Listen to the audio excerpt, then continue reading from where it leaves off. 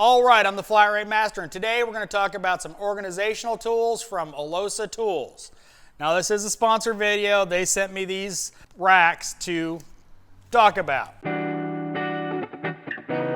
Typical Hansen style socket trays. They sent me standard for some reason, I don't know why. But if you're into organization, they've got some interesting tools on their site.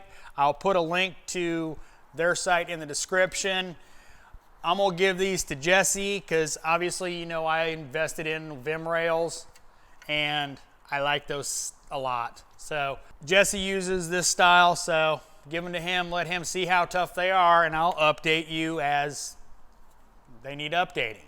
So quick little video on this kit. Obviously green, probably saying it wrong. Part number is 17019, made in Taiwan, and it's a 3-pack kit,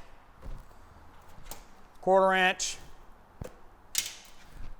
3/8 and 1/2 inch. So quick little video on some organization. Check them out if you're interested. Link will be in the description.